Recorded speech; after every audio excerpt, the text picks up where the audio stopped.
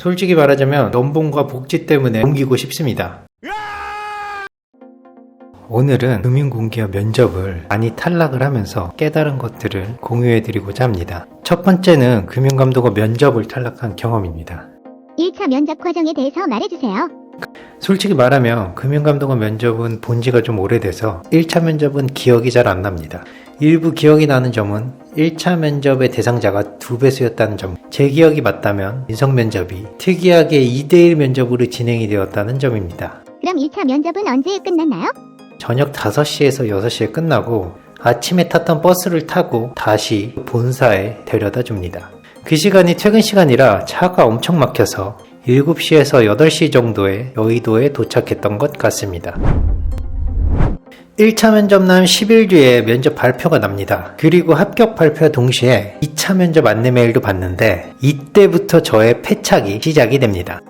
2차 면접 시간이 10분? 합격이네. 떨어질 일은 없겠네. 라는 말도 안 되는 생각만 하면서 하루 종일 업되어 있었습니다. 어떤 일까지 있었냐면 행정고시 출신의 사무관 친구가 한 명 있는데 감히 합격할 것 같으니까 형이 밥을 사줄게 라는 지금 생각하면 말도 안 되는 최종 면접 준비는요? 근자감이 쌓여있는 상태라 면접 준비를 거의 안 하고 갔습니다. 자소서 정도만 몇 번 읽고 갔는데 과도한 자신감이 첫 번째 탈락 요인이었죠. 2차 면접은 어떻게 진행되나요? 2차 면접 대상자는 최종 합격자의 1.5배가 옵니다. 방에 들어가면 5명의 면접관이 있고 1명씩 들어가서 10분 정도로 진행이 되는 자소서 기반의 인성 면접이 시작이 됩니다. 10분 밖에 안 되는 면접에서 그것도 금융권 경력이 있으셨는데 왜 탈락을 했던 것 같으세요? 이직 동기를 물어봤어요. 지금도 금융권에서 비슷한 업무를 담당하시는 것 같은데 왜 이직을 하시고 싶으신 건가요? 네, 솔직히 말하자면 연봉과 복지 때문에 옮기고 싶습니다.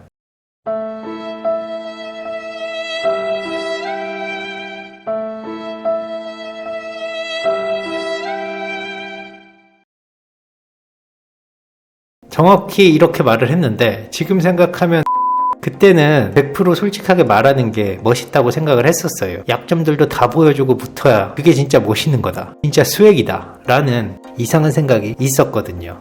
그치만 연봉과 복지 때문에 옮기는 건 맞는 말 아닌가요? 맞아요. 이직을 하는 대부분의 동기가 연봉, 복지, 워라밸. 그건 면접관들도 너무 잘 알고 있어요. 현실적이고 솔직한 이직 사유겠지만 면접장에서 말하는 건 추천드리진 않습니다.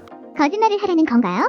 아니에요. 오해하시면 안 되는 게 제가 절대 거짓말을 하라는 건 아닙니다. 제 말은 다른 이직 사유도 찾아보라는 거죠. 연봉, 복지, 워라밸이란 사유가 90% 이상 혹은 99% 이상의 비중을 차지하시겠죠. 당연히.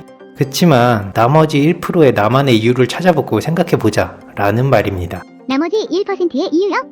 예를 들어서 민원인들을 가까이에서 직접 도울 수 있는 보람을 얻고 싶어서 지원을 했다. 또는 규모가 큰 기관에서 큰 성취감을 얻고 싶어서 지원했다. 이런 마음들이 물론 여러분들의 주된 이직 사유는 당연히 아니시겠지만 단 1%, 1g이라도 있을 수 있잖아요. 그런 것들을 찾아보라는 거죠. 그치만 주요 이직 사유가 아니잖아요?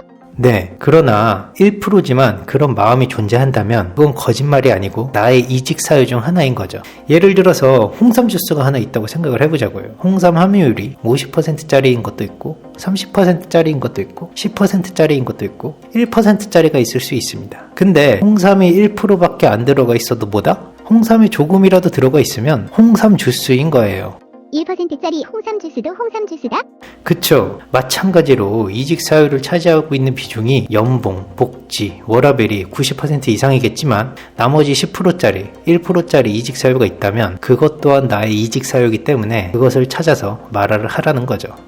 사실 여기 있는 분들은 저처럼 연봉 때문이요, 워라밸 때문이요 라고 답변을 하지는 않을 거란 건 알고 있어요. 그러나 이미 답변을 찾으신 분들도 1%짜리 홍삼 주스도 홍삼 주스다 라는 생각을 가지고 대답을 하는 것은 굉장히 중요합니다. 자신의 답변에 대해서 스스로 믿는 정도에 따라서 면접관들이 느끼는 진실성의 감정이 달라지기 때문입니다.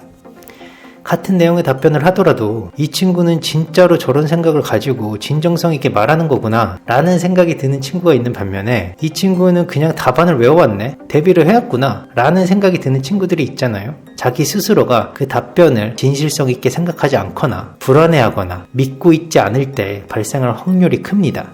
주된 이직 사유를 말한 게 아닌데 어떡하지? 라는 생각이 무의식적으로 지배를 하면은 스스로가 설득력 없는 말을 하게 되는 상황이 오게 되는 거죠. 1%의 논리를 깨달으면 이직 사유를 물어보는 질문에 스스로가 당황하지 않고 여러 가지 이직 사유가 존재하는데 나는 그저 네 번째 이유를 말하고 있는 거야 라는 생각으로 자신감 있게 대답을 할 수 있을 겁니다. 1%의 논리는 이직 사유뿐만 아니라 다른 질문을 답변할 때도 도움이 됩니다. 예를 들어서 현재 우리 기관이 가지고 있는 단점 또는 문제점이 뭐라고 생각하세요? 라거나 본 기관이 가지고 있는 중요한 이슈가 뭐라고 생각하세요? 라는 질문들을 답변할 때도 도움이 됩니다. 면접관이 단점을 말하랬다고 진짜 자기가 생각하는 제일 크게 생각하고 있는 문제점을 말하면 위험할 확률이 큽니다. 네, 제가 생각하기에는 군대 같은 수직적인 문화, 조직 고령화가 가장 문제라고 생각을 합니다. 이렇게 자기가 가지고 있는 생각을 너무나 가감없이 말하시는 분들이 있는데 그렇게 말하시면 공격받을 확률도 커지고 떨어질 확률이 많이 커지십니다. 여러 답안지의 후보들이 있을 거 아니에요? 그 중에서 면접관들이 받아들이실 수 있는 것 정도의 답변을 선택을 해서 말하라는 거죠. 여러 후보들 중에서 가장 적당한 것을 선택하는 능력, 그것도 사실 능력입니다. 판단력이죠. 누구나 조직 고령화가 큰 문제라는 것 알고 있어요. 그러나 쉽게 개선되지 않는 문제, 극복이 힘든 문제, 그리고 면접관 당사자들이 불편해하는 문제를 굳이 그 면접 자리에서 언급할 필요가 있을까요? 다른 답변을 말하면 진실을 말하는 게 아닌 것 같다고요? 진실이 아닌 것 같아서 면접관들이 믿을까 망설여진다고요?